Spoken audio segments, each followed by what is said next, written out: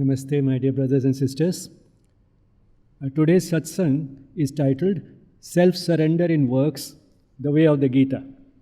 This is the title of a chapter in Aurobindo's The Synthesis of Yoga. It is chapter 3 in part 1. And the title is Self-Surrender in Works, the Way of the Gita. Let me start with reading out the very first sentence of this chapter, which is on page 82 in my edition of the book. Life, not a remote, silent or high uplifted, ecstatic beyond, life alone is the field of our yoga. Life alone, nothing else, and this is mandatory. What? Life. Life alone is the field of our yoga. And to further emphasize what is not the field of our yoga, Aurobindo says in the first part of this sentence, life, not a remote, silent or high uplifted, ecstatic beyond, life alone is the field of our yoga. It is not a remote, silent or a high uplifted, ecstatic beyond, something in our imagination which is beyond life, beyond this world, in some other beautiful world which we may call heaven or paradise. It is not there. It is life on earth in this world that the yoga has to be practiced. This is the field of our action for yoga. This is the opportunity for our practice of yoga. Which means that work, after all, what is life? One of the important aspects of life is work. Work forms one of the major modes of sadhana in integral yoga. And the common saying is work is worship. But then all work does not automatically become worship. What makes work worship is the attitude of karma yoga. And Aurobindo says in this chapter that the characteristics of karma yoga, the attributes of karma yoga, the spirit in which the work should be done to become karma yoga has been given perhaps nowhere better than in the Bhagavad Gita. Aurobindo's yoga, in fact, integral yoga, leans very heavily on the yoga of the Gita. And within the yoga of the Gita, we have these three streams, Jnana, Karma and Bhakti. Out of these three, it leans more heavily on karma yoga than on Jnana and Bhakti. And in fact, the triune meet in karma in a way, because for work to become worship, for any karma to become karma yoga, a certain change, a certain transformation, a certain orientation of thoughts and feeling is absolutely essential, which will come through knowledge and devotion. Yeah? So without that type of a tilt, without that type of a shift, without that type of a transformation in our thinking and feeling, action or karma or work will not become worship, it will not become a part of karma yoga. So in that sense, all three have to come together, unite in karma. And at the same time, karma is an important complement to whatever transformation in thought and feelings has taken place, because those thoughts and feelings, firstly, have no meaning if they are in a vacuum. Secondly, we may remain under the illusion that my thoughts and feelings have changed, but the trial whether they have actually changed will come when we start working. And therefore, karma is necessary for giving a practical shape to whatever transformation we have achieved in thoughts and feelings. And on the other hand, that transformation in thoughts and feelings is essential for this karma to become karma yoga. And that is where the importance of karma comes in. Now, in contrast with what the requirements of karma yoga are, which will come in some detail a little later, work in ordinary life, and everybody works by and large, some sort of work. Work in ordinary life has motives, and incentives required for that work are quite different from those in karma yoga.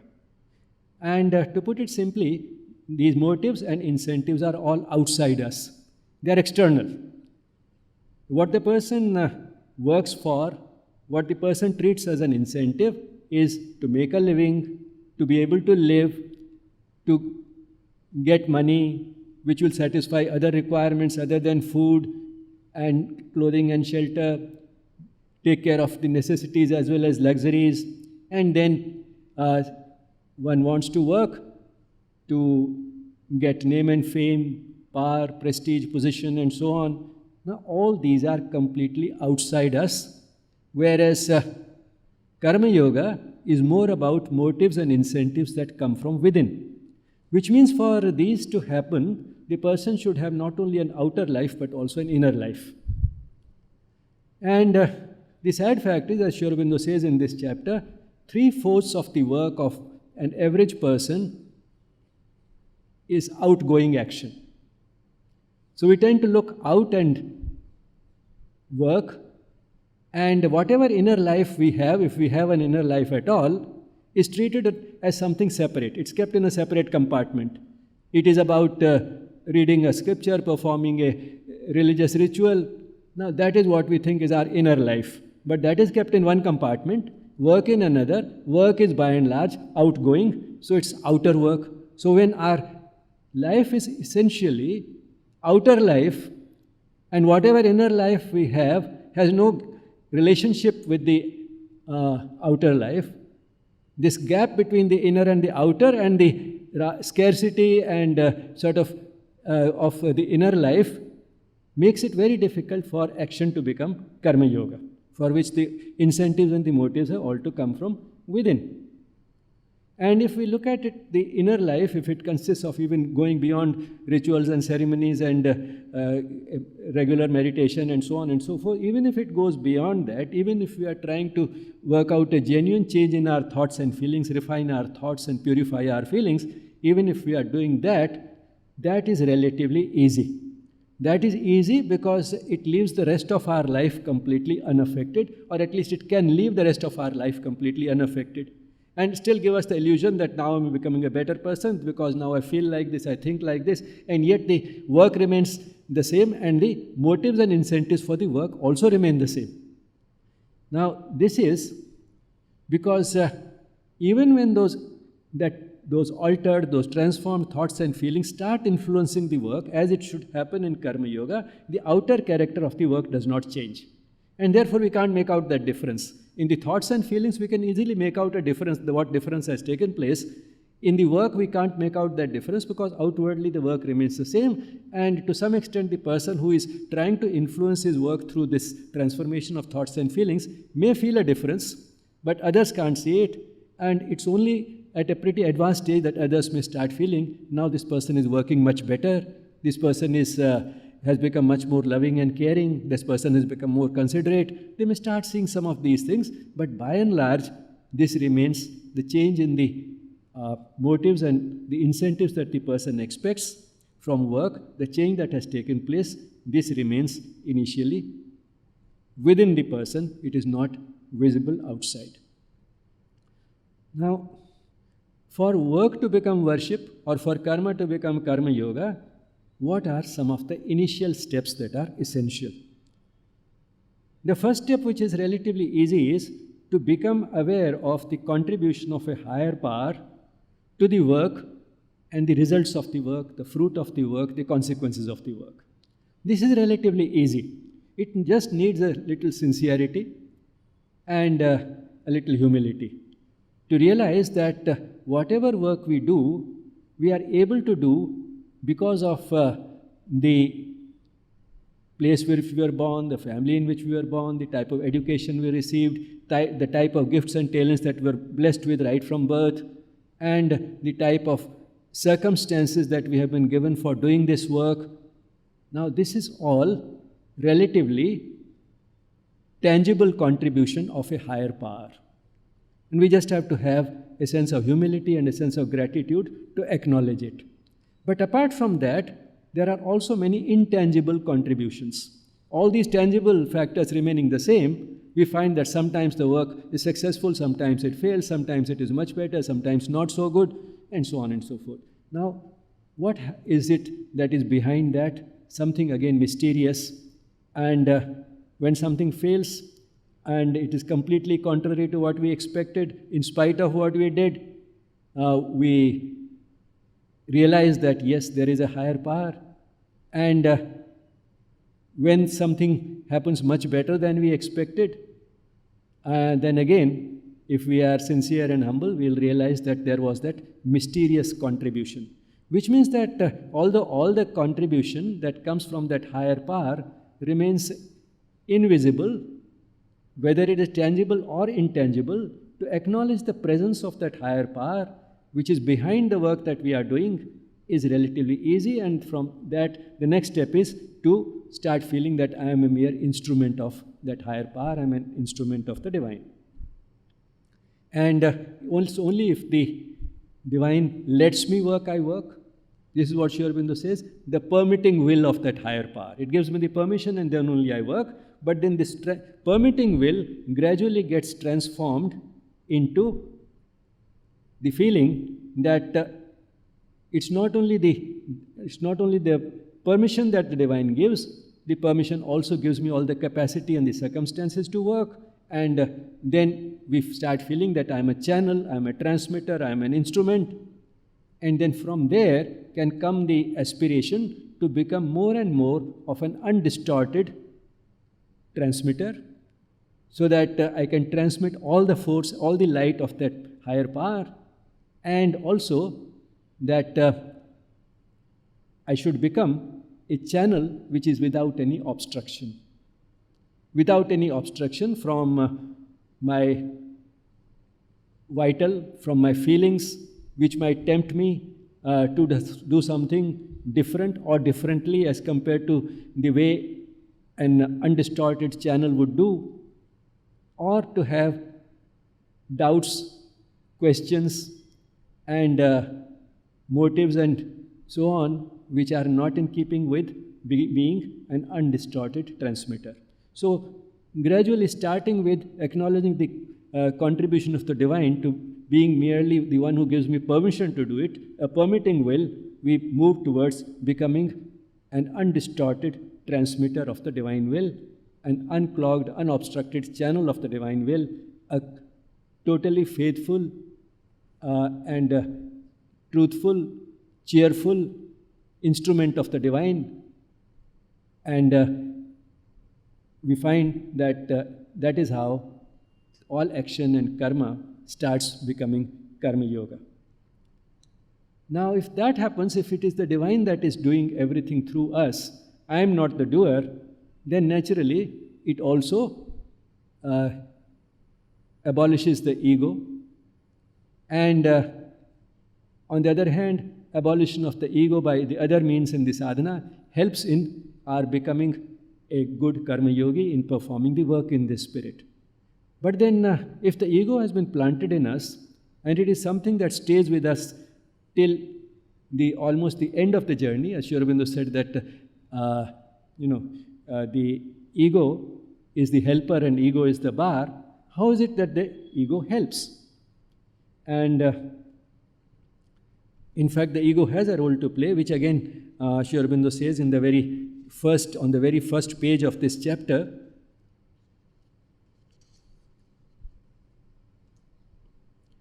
An absolute concentration of our will, our heart, and our thought on that one and manifold divine, an unreserved self-consecration of our whole being to the divine alone, this is the decisive moment, the turning of the ego to that which is infinitely greater than itself, its self-giving and indispensable surrender.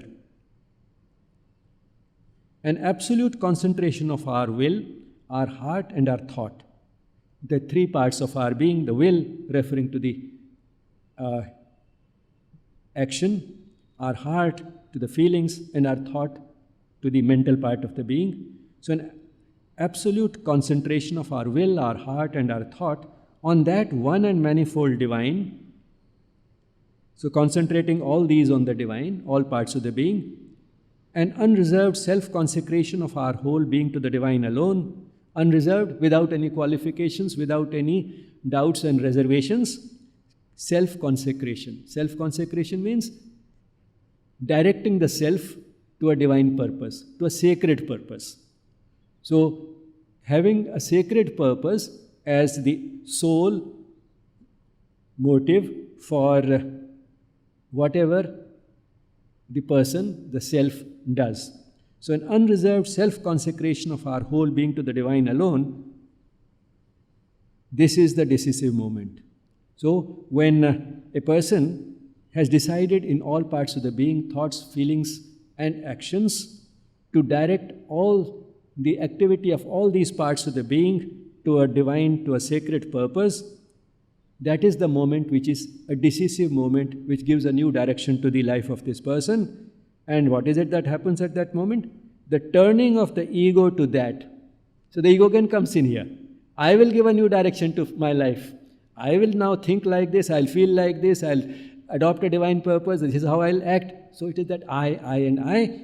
So when the decisive moment has come and the person has made the choice of now directing all parts of his being to a sacred purpose, which is consecration, then at that decisive moment, the ego turns to that with a capital T, which means the divine, Tat Sat, that. This is the decisive moment, the turning of the ego to that, which is infinitely greater than itself, greater than the person himself, greater than the ego of the person. Here itself refers to the ego. The turning of the ego to that which is infinitely greater than itself, that is greater than the ego, it's self-giving and indispensable surrender. So it is the ego that makes this choice. I'll give a new direction. I have discovered something that is greater than myself. I'll give myself up completely to that and surrender to that. So this choice has been made, but from making that choice, from that choice to become totally effective is a long journey. But however, that initial step has been taken at that decisive moment, and that step was taken by the ego, and this ego will help the person put this choice into action for a long time to come on the path of yoga. So it stays with us. So what was helping the person so far in worldly action now becomes his collaborator also on the spiritual journey. So the ego, the much maligned ego, is not without a purpose. However, a stage should come when one gives it up and sheds it, as Vitu, who is sitting in front of me, has said so many times. That is the stage when it comes is जब छटपटाहट होने लगती है. छटपटाहट क्यों होने लगती है? Because of the attachments associated with the ego, the attachments to possessions, the attachment to relationships. When that starts happening and that starts becoming a barrier to further progress, that is the time to shed the ego, because all these types of attachments are rooted in the ego. My possessions, my family, my relationships, and so on and so forth. So when that my becomes an obstacle to realizing that wider, cultivating that wider sense of oneness, which in turn will lead to universal love, when it starts becoming a barrier in that, barrier in putting that into action, something which one knows but can't put it into action because of this, so that gap between what one knows and finds it difficult to practice because of these obstacles, that is the time when the ego has to be shed, and at that stage it will be easy, because now the person has reached that stage where this ego is no longer required for making the person work. The person's motive and incentives have changed. So that is the stage when it will happen. Now the Gita has fitted all this philosophy, all this spirit of karma yoga into a philosophy. It's a dualistic philosophy, the Sankhya philosophy, and in this philosophy, there is a divine power which to act in the world appoints an agency of its own, gives it all the full powers to actually put things into action. So the Purusha and the Prakriti, or the Ishvara and the Prakriti, Ishvara is the manifesting divine. We may call it also the Purusha.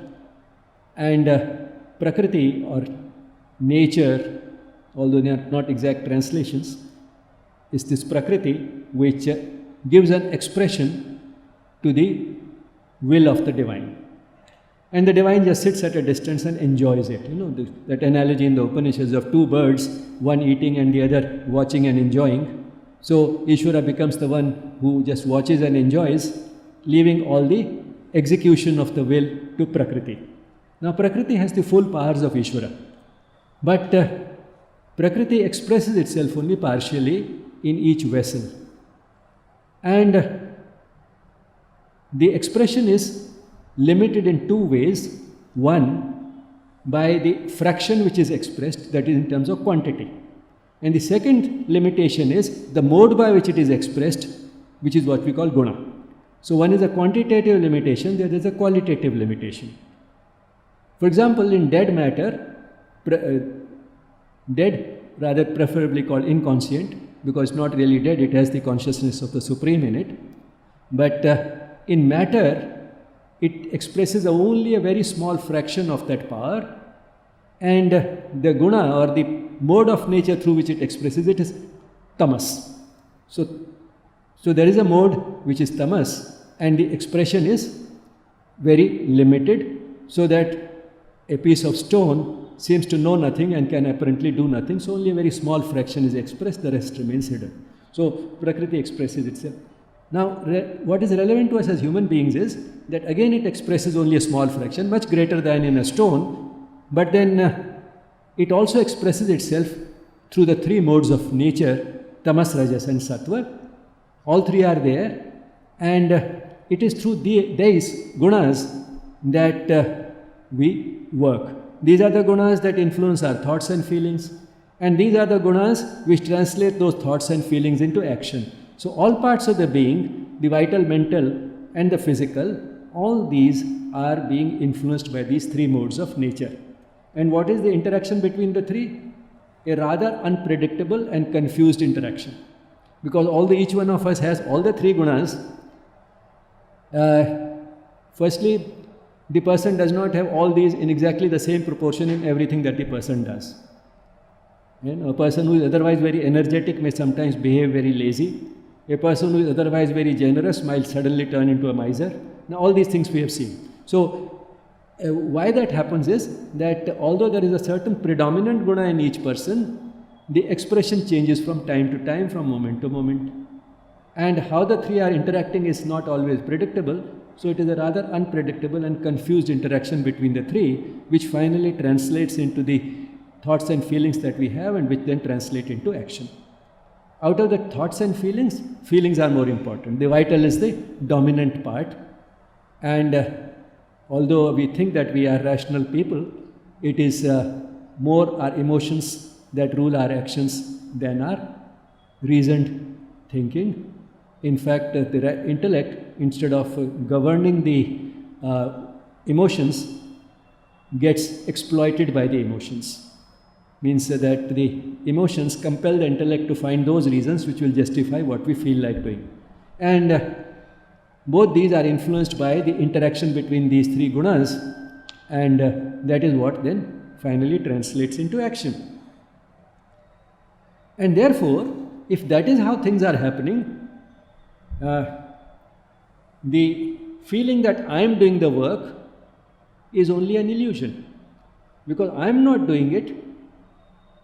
It is the Prakriti which is expressing itself through these three modes in me, which is making me do what I am doing. So I am not the doer. Not only I am not a doer, I don't even have a free will. We think that I decided to do it. But why did I decide to do it? Because one has to see what is behind it. Not apparently who has done it, whose hands and limbs moved. But why does those hands and limbs move? To do that, it moved because the mind, if we put in the mind both the vital and the mental, the feelings and the thoughts, because the mind decided to do it. And why did the mind decide that way? Because of that interaction between these three modes of nature. So if we go behind that, it is the Prakriti of the person expressing itself through these three modes that made this person make a certain choice to do something. He did it and then remained under the illusion that I did it and I had the free will to do it. So both these are illusory in a way. And that is why the Gita says in the very third chapter, Prakriti kriyamanani gunahi karmani sarvashah ahankara vimuda atma kartaha miti manyate. So all the actions are actually done through the gunas. Guna hi karmani sarvasha. And in the individual, it is the Prakriti which does it. Prakriti kriyamanani. And how does Prakriti do it? Through the gunas. Guna hi karmani sarvasha. But then, what does a person think? Karta aham iti manyate. Karta aham iti manyate.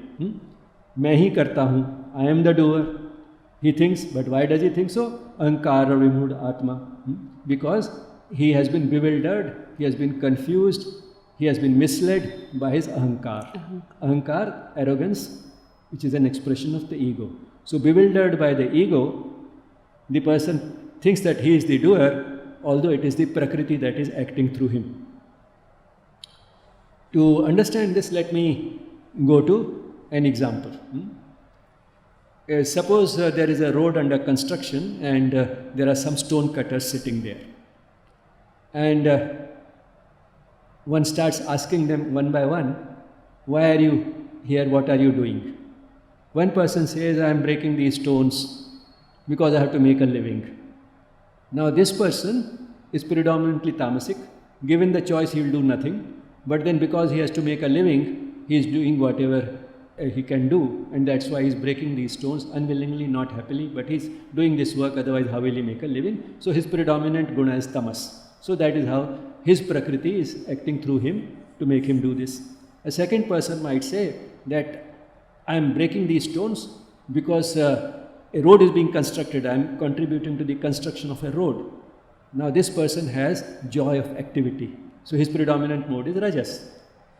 We ask a third one, he says that I am breaking these stones for the construction of a road which will link this part of the country to this part, and when that happens, the economy of the country will improve, it will help the country, and whatever little transport has to take place across this has to be done by donkeys overloaded with things which they have to transport from one place to the other. When this happens, instead of the donkeys, it will be vehicles which will be carrying it. Poor donkeys will also get some relief. Now, this person has a dominant guna as sattva, because he is thinking of how it will help the country and how it will help the donkeys. He is thinking of all this. So, he has a predominant element of sattva. But then the Gita says that while ordinarily it is the Prakriti that acts through us, the person should aim at going beyond all the three gunas. And why he should aim it and what will happen as a result of it. Why he should aim it is because once the person has realized that there is a higher power which is behind everything that I am doing, which is making invisible but both tangible and intangible contributions to what I am doing, then the person gradually becomes one with that higher entity, a representative of which is within us in the form of our soul, in the form of our psychic being. So the person becomes more and more one with it. And when the person becomes one with that, that is a representative of the Ishvara, which has given this executing power to Prakriti. Once he has become one with that Ishvara, then he has become one with the master of works, because Ishvara is the master of works, Prakriti is the executing power. And therefore, in a way, he has liberated himself from his Prakriti. What it means, he has liberated himself from these three gunas, so he has become Trigunatita. So he has liberated himself, he is not acting through these gunas, it is not Prakriti which is able to act through these gunas, he has become one with the Ishvara, with the Purusha, and that is directly working through him. So he has become an undistorted, unobstructed channel for communicating the choices, communicating the actions of the Ishvara, of the Purusha. And when that happens, then he actually has a free will which coincides with the will of the divine. So in that sense, free will loses its meaning for him. But till then he was under the illusion of free will, and he no longer considers himself to be the doer, because he knows that he is now only a channel. So that is the importance of going beyond the three gunas. Now in the example which we were talking about of the stone cutters, what will a Trigunatit say in this situation? He will say that I am cutting these stones as an instrument of the divine, and it is my privilege that I have been chosen for it. The divine had no shortage of instruments. Out of all those available, he picked me up. So it is my privilege. I am happy to do it. And I am doing it for the sake of the country, for the sake of the donkeys, for the sake of making that little contribution which I can make to this universe with which I feel one. I feel one with all creation, and at the same time, with this wideness and oneness, he will have a profound equality.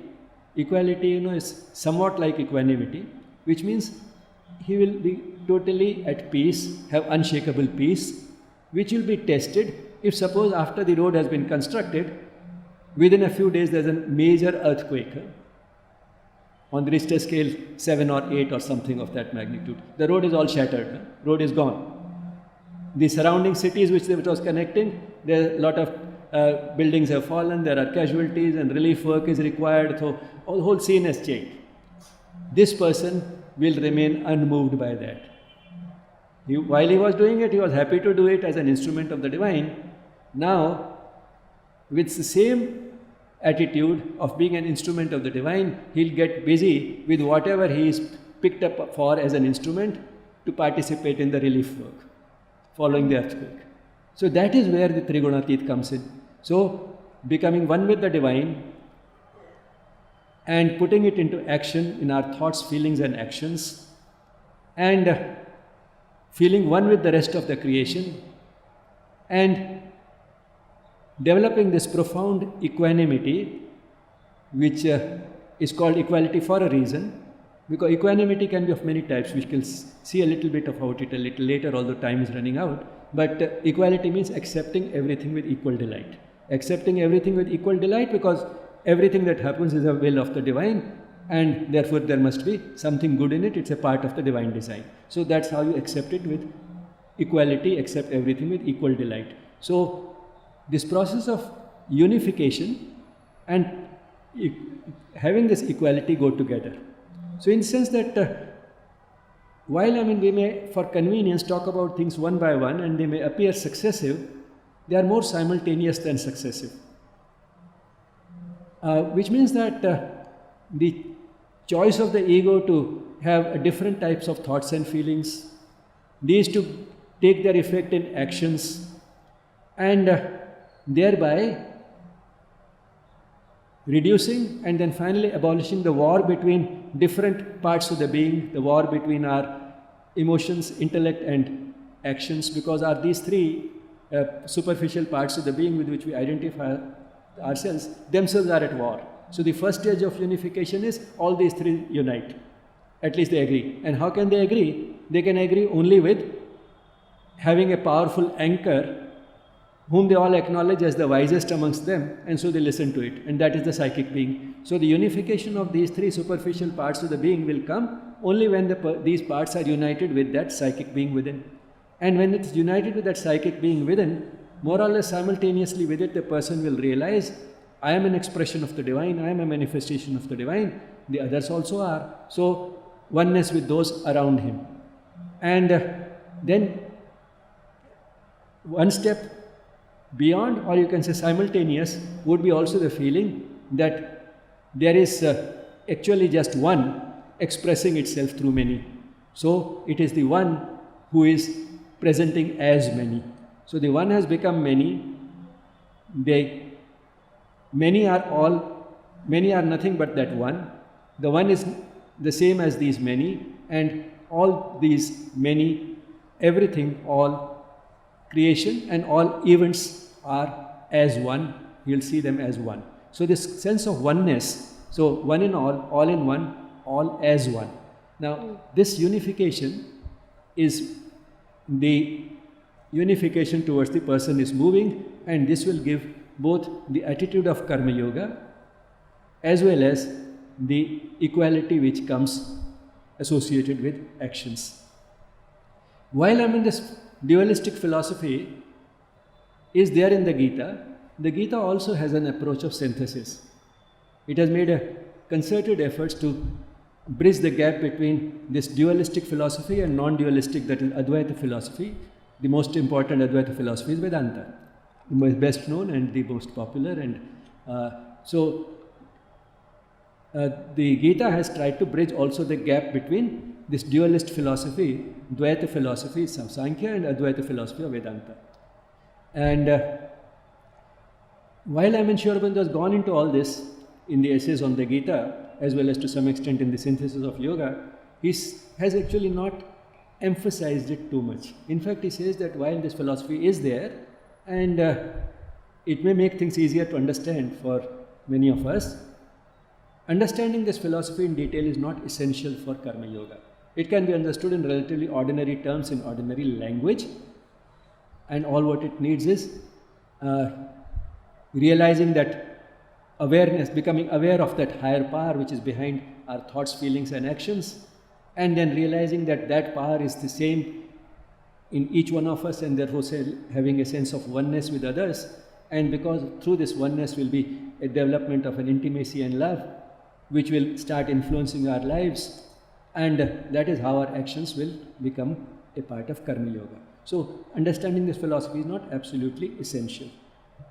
Now, to sum up, the pitfalls of the ordinary mental consciousness, in which the thoughts and feelings are not always anchored to the soul, and therefore our life cannot be organized around the soul.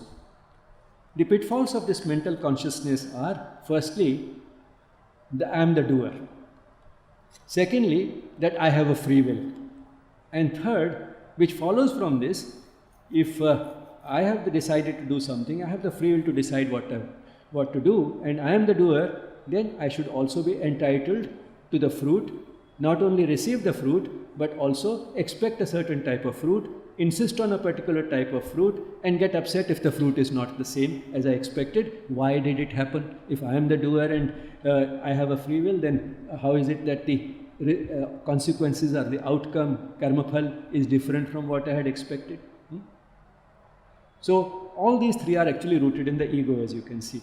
So all these three major pitfalls of the mental consciousness are rooted in the ego, and it is through this process of unification with the divine, divine in us, divine in all those around us, that this ego diminishes and gradually we can shed it.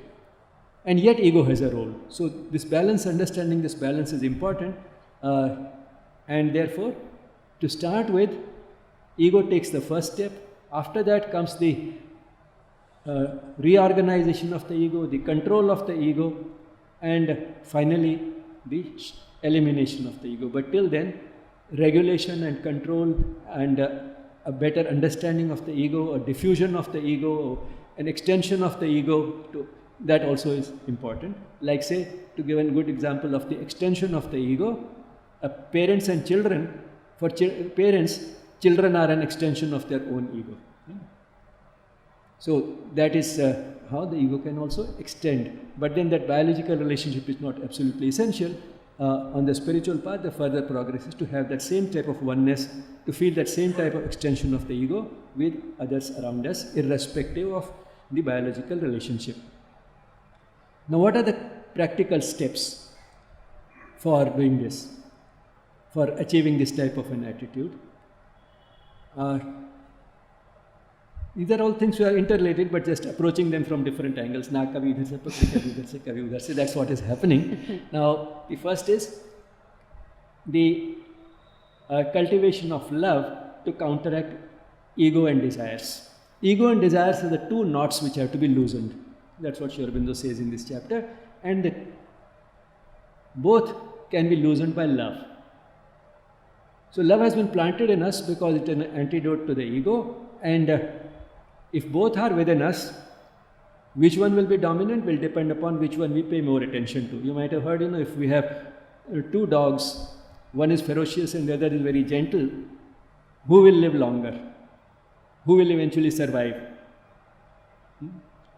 The one whom you feed, not the ferocious one, the one who. So you feed love more, the seed is there already, you let that develop and germinate and starve the other one, don't water it. Don't water the ego, usko pani dena band kar do. Starve it. And once you starve the ego, the desires get starved.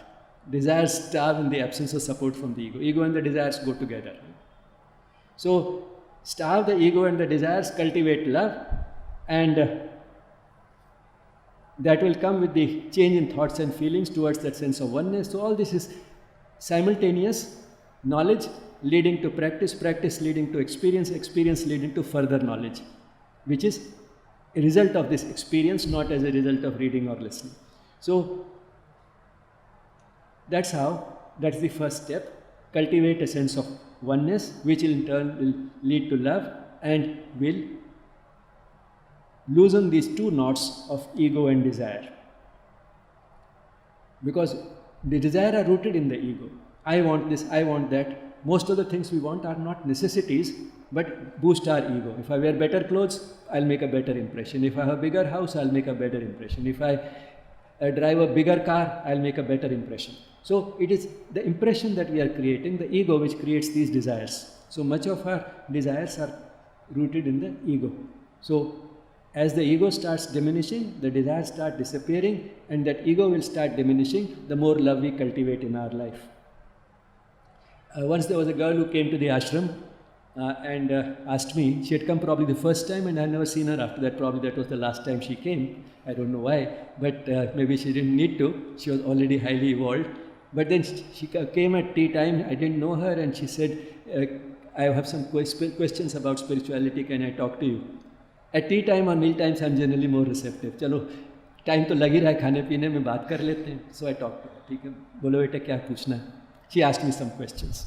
Now, I don't know how much she gained from whatever answers I gave, but at the end, that collective ego comes in. I asked her, give me your name and email address, because then we can put that person on our mailing lists. That's collective ego, that through this she'll keep getting some material which will add one more Guru Bhai or Guru Bahan to us. So our tribe will multiply. Huh? So that collective ego will get associated with this ashram. So my ashram, my Guru, she'll get associated with these. So that collective ego, I asked her for that. Her name was Gauri. How do you spell it? G-A-U-R-Y. Most people spell it as G-A-U-R-I. So I asked her, most people use an I, but you have a Y. Well, anyway, it doesn't matter. You can spell it the way you like, G-A-U-R-Y. And she gave a reason why she did that. She said, I means me, Y means you. You is more important than me. Wow. Beautiful thought. I don't know how much she learned from me that evening. I learned something very important from her. So, and I don't know why it is the women who come for all these things. Probably women are the ones who will usher in the new creation. And as the mother has said, in fact, they have a unique role to play in ushering in the new creation, because it's only women who bear children. And the type of children who will come will depend upon the consciousness of the mother in general, and particularly the consciousness that she tries to cultivate consciously in the baby while she is pregnant.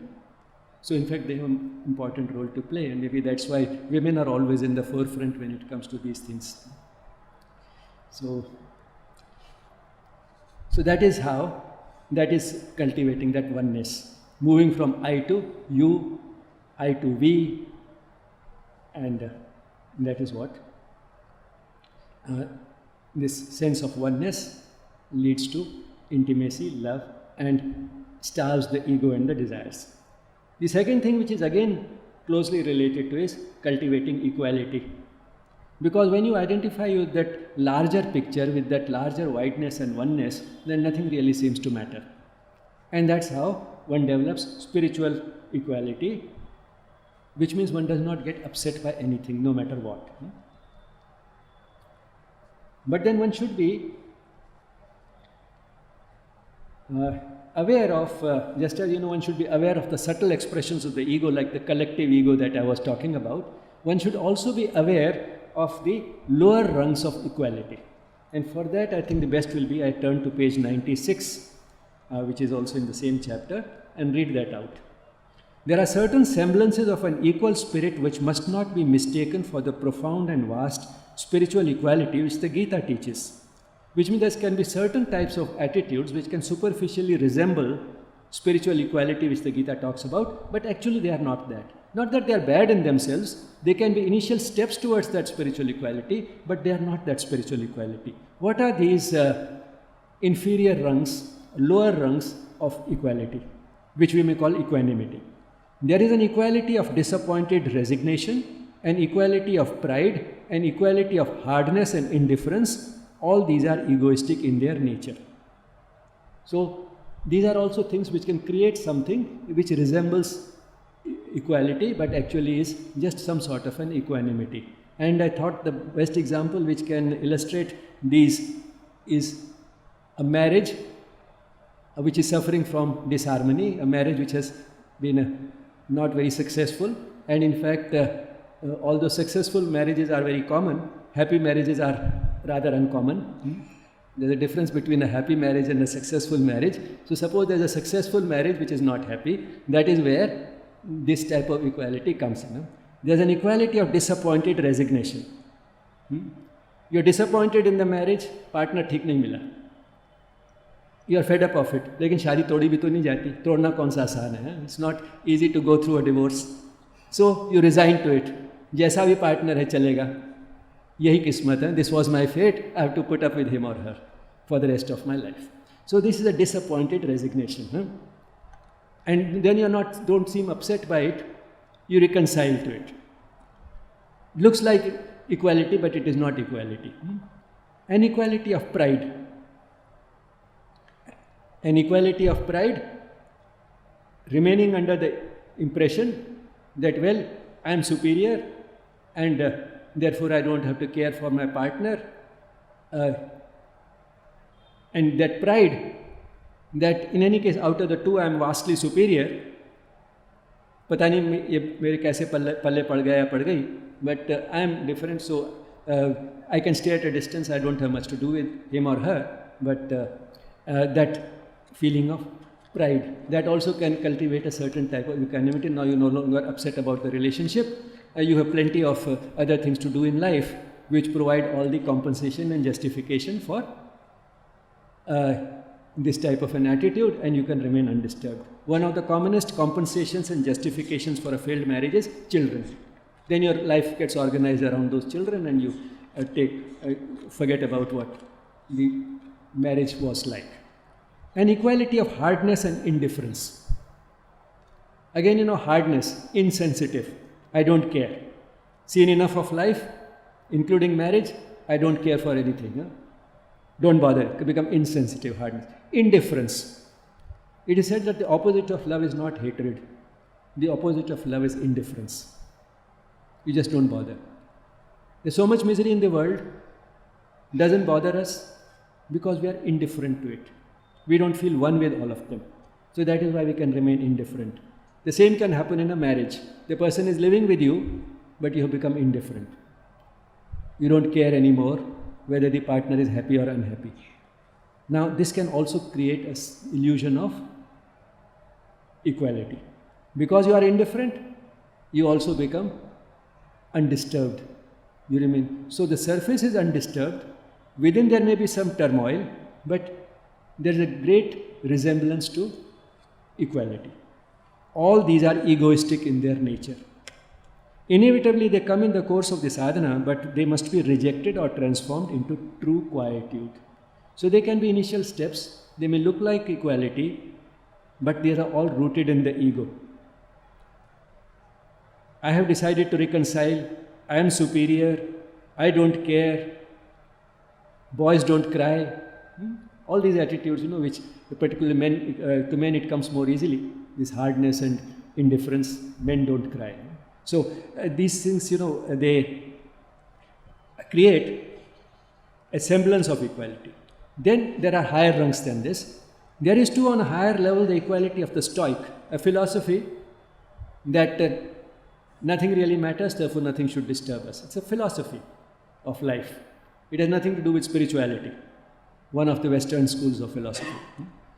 There is too on a higher level the equality of the Stoic, the equality of a devout resignation. It's all divine will. So just sort of resign because it is divine will. Or a sage detachment. That is, detachment comes from the wisdom, profound wisdom of a sage. The equality of a soul aloof from the world. Detach yourself from the world. संसार आँखों का धोखा है, मुझे इससे कोई फर्क नहीं पड़ता. Indifferent to its doings. Or let anything happen here. Now all these things can create. But this is not what true equality is about. True equality is about a deep engagement, profound engagement, including the type of engagement Arjun had in the war of Kurukshetra, in spite of that engagement, cultivating that equality. Not indifference, not resignation, none of these. Engage, but do not get entangled. Do not get caught in the web of emotions that go with that. These two are insufficient. So all these higher rungs like being stoic, devout resignations, a sage detachment, remaining aloof from the world, all these are insufficient. First approaches they can be, but they are at most early soul phases only, or imperfect mental preparations for our entry into the true and absolute self-existent, wide, equal oneness of the spirit. So these can be a preparation, they can be initial steps, but final spiritual equality is possible only through absolute, self-existent, wide, equal one. Self-existent, because when you become one with the Ishvara, one with the divine, then all these characteristics are a part of it. They exist within it. They are self-existent. The opposites of these do not exist there. Love exists without the indifference or the hatred. Self-existent, wide, equal, because if all is that, then where is the conflict? And therefore there is equality. Oneness, if there is only one, where is the fear? Who is the one whom you are afraid of? So all these things disappear. All these emotions disappear. So that is what equality is about. So that is spiritual equality. So in other words, one should be aware of the subtle forms of ego expression and also be aware of the inferior rungs of equality, because these are the two main things: taking care of the ego and cultivating equality, which the Gita has emphasized in this. Ahankara vimud atma kartaham iti manyate. So don't be bewildered by the ego. Realize that you are not the doer. It is the Prakriti which is acting through you. So be aware of the ego playing this game with you, deluding you. And therefore counteract the ego. Get rid of this ego. Control this ego. But then it can have subtle expressions, as we saw, like the collective ego and so on. So be aware and beware of it. Similar. Be aware. Only if you are aware of them, you will beware of them, be cautious of them, careful about them. Huh? So be aware of these traps of the ego and beware of them. In the same way, be aware of the inferior rungs of equality, and if you are aware of them, you can beware of them. Huh? Be careful about them. Don't realize them, don't accept them as the final goal. Take them as stepping stones, initial preparation, but don't stop there. Try to go beyond that. So be aware and beware of both the subtle expressions of the ego and the inferior rungs of equality. Now if one reaches that type of a state of consciousness, which we have talked about, becoming one with the divine and acting through that consciousness, will action still continue? Will there be any motive or incentive left for the work? Will work be still possible? Yes, it is still possible, because the three, the vital, mental and the actions have come together and one with the divine. And perhaps what enlightens action at this stage is the feeling of that oneness, and that oneness will always provide us something that we can do for those around us.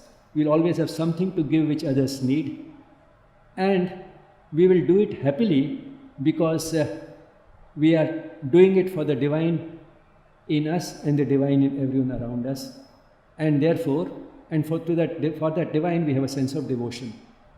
So in short, this will be action which will continue, which will be enlightened by the highest knowledge, and which will be lubricated, energized by profound devotion. The type of devotion that Hanuman had for Rama.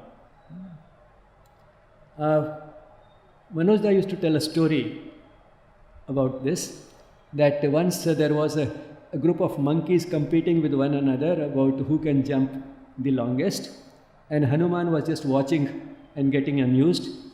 So some passerby asked him, why don't you also participate? You will defeat all of them. Huh? You will be able to jump much longer than any of these monkeys. And what was Hanuman's reply? Hanuman's reply was, I don't want to spend even an ounce of my energy, even a little bit of my energy on anything which is not in the service of Ram. So that type of devotion leads to the type of action that Hanuman was still ready to do. So action does not cease. Let me close with a line from Savitri. Thy servitudes on earth are greater, King, than all the glorious liberties of heaven. So all the liberties that one can expect in heaven are nothing as compared to the joy of serving the divine on earth. The divine here called the King. Thy servitudes being your servant, O King, that has a joy which is far greater than all the glorious liberties of heaven. This occurs in the CWSA, that is the new edition of Savitri, on page 686. Thy servitudes on earth are greater, King, than all the glorious liberties of heaven.